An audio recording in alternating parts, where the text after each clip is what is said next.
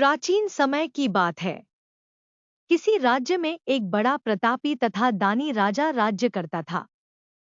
वह प्रत्येक गुरुवार को व्रत रखता एवं भूखे और गरीबों को दान देकर पुण्य प्राप्त करता था, परंतु यह बात उसकी रानी को अच्छा नहीं लगता था।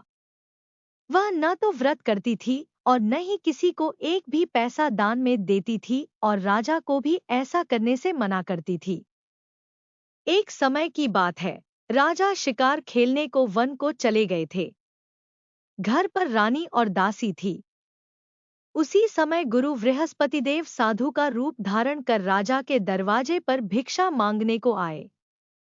साधु ने जब रानी से भिक्षा मांगी तो वह कहने लगी, हे साधु महाराज, मैं इस दान और पुण्य से तंग आ गई हूँ। आप कोई ऐसा उपाय बताएं जिससे कि सारा धन नष्ट हो जाए और मैं आराम से रह सकूं। बृहस्पतिदेव ने कहा, हे देवी, तुम बड़ी विचित्र हो। संतान और धन से कोई दुखी होता है। अगर अधिक धन है तो इसे शुभ कार्यों में लगाओ, कुंवारी कन्याओं का विवाह कराओ, विद्यालय और बाग बगीचे का निर्माण कराओ, जिससे तुम्हारे दोनों लोग सुधरें। परंतु साधु की इन बातों से रानी को खुशी नहीं हुई। उसने कहा, मुझे ऐसे धन की आवश्यकता नहीं है जिसे मैं दान दूं और जिसे संभालने में मेरा सारा समय नष्ट हो जाए। तब साधु ने कहा, यदि तुम्हारी ऐसी इच्छा है तो मैं जैसा तुम्हें बताता हूँ तुम वैसा ही करना। बृहस्पतिवार के दिन तुम घर को गोबर से लीपना, अपने केशों को पीली मिट्टी से धोना, केशों को धोते समय स्नान करना, राजा से हजामत बनाने को कहना, भोजन में मांस मदिरा खाना, कपड़ा धोबी के यहाँ धुलने डालना। इस प्रकार 7 बृहस्पतिवार करने से तुम्हारा समस्त धन नष्ट हो जाएगा।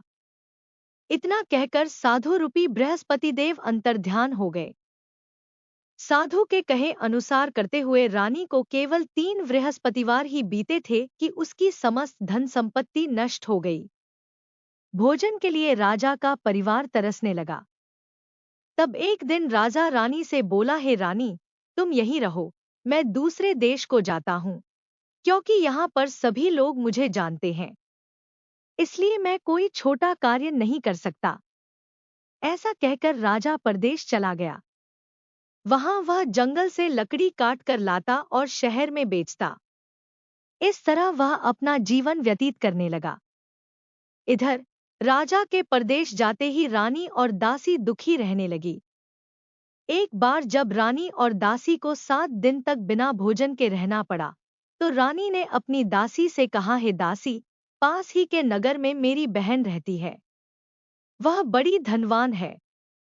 तू उसके पास जा और कुछ ले आ ताकि थोड़ा बहुत गुजर-बसर हो जाए। दासी रानी के बहन के पास गई।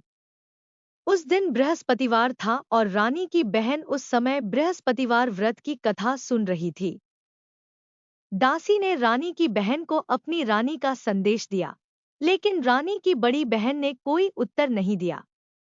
जब दासी को रानी की बहन से कोई उत्तर नहीं मिला तो वह बहुत दुखी हुई और उसे क्रोध भी आया। दासी ने वापस आकर रानी को सारी बात बता दी। सुनकर रानी ने अपने भाग्य को कोसा। उधर रानी की बहन ने सोचा कि मेरी बहन की दासी आई थी, परंतु मैं उससे नहीं बोली, इससे वह बहुत दुखी हुई होगी। कथा सुनकर और पूजन समाप्त कर वह अपनी बहन के घर आई और कहने लगी, हे बहन, मैं बृहस्पतिवार का व्रत कर रही थी। तुम्हारी दासी मेरे घर आई थी, परंतु जब तक कथा होती है तब तक न तो उठते हैं और न ही बोलते हैं, इसलिए मैं नहीं बोली। कहो दासी क्यों गई थी? रानी बोली, बहन, तुमसे क्या छिपाऊं, हमारे घर में खाने तक को अनाज नहीं था। ऐसा कहते कहते रानी की आंखें भर आई। उसने दासी समेत पिछले 7 दिनों से भूखे रहने तक की बात अपनी बहन को विस्तारपूर्वक सुना दी। रानी की बहन बोली, देखो बहन, भगवान बृहस्पतिदेव सबकी मनोकामना को पूर्ण करते हैं। देखो, शायद तुम्हारे घर में अनाज रखा हो। पहले तो रानी को विश्वास नहीं हुआ, पर बहन के आग्रह करने पर उसने अपनी दासी को अंदर भेजा तो उसे सचमुच अनाज से भरा एक घड़ा मिल गया। यह देखकर दासी को बड़ी हैरानी हुई। दासी रानी से कहने लगी, हे रानी, जब हमको भोजन नहीं मिलता तो हम व्रत ही तो करते हैं, इसलिए क्यों न इनसे व्रत और कथा की विधि पूछ ली जाए, ताकि हम भी व्रत कर सके। तब रानी ने अपनी बहन से बृहस्पतिवार व्रत के बारे में पूछा। उसकी बहन ने बताया, बृहस्पतिवार के व्रत में चने की दाल और मुनक्का से विष्णु भगवान का केले की जड़ में पूजन करें तथा दीपक जलाएं, व्रत कथा सुने और पीला भोजन ही करें। इससे बृहस्पतिदेव प्रसन्न होते हैं। व्रत और पूजन विधि बतलाकर रानी की बहन अपने घर को लौट गई। 7वें रोज बाद जब गुरुवार आया तो रानी और दासी ने निश्चयानुसार व्रत रखा। घुड़साल में जाकर चना और गुड़ बीन लाई और फिर उसकी दाल से केले की जड़ तथा विष्णु भगवान का पूजन किया। अब पीला भोजन कहाँ से आए, इस बात को लेकर दोनों बहुत दुखी थे। चूंकि उन्होंने व्रत रखा था इसलिए गुरुदेव उन पर प्रसन्न थे।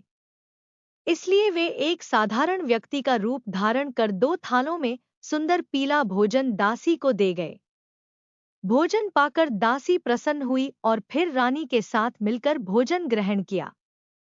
उसके बाद वे सभी गुरुवार को व्रत और पूजन करने लगी। बृहस्पति भगवान की कृपा से उनके पास फिर से धन संपत्ति हो गया, परंतु रानी फिर से पहले की तरह आलस्य करने लगी। तब दासी बोली, देखो रानी, तुम पहले भी इस प्रकार आलस्य करती थी, तुम्हें धन रखने में कष्ट होता था, इस कारण सभी धन नष्ट हो गया और अब जब भगवान गुरुदेव की कृपा से धन मिला है तो तुम्हें फिर से आलस्य होता है। बड़ी मुसीबतों के बाद हमने यह धन पाया है, इसलिए हमें दान पुण्य करना चाहिए, भूखे मनुष्यों को भोजन कराना चाहिए और धन को शुभ कार्यों में खर्च करना चाहिए, जिससे तुम्हारे कुल का यश बढ़ेगा, स्वर्ग की प्राप्ति हो और पितर प्रसन्न हो। दासी की बात मानकर रानी अपना धन शुभ कार्यों में खर्च करने लगी, जिससे पूरे नगर में उसका यश फैलने लगा।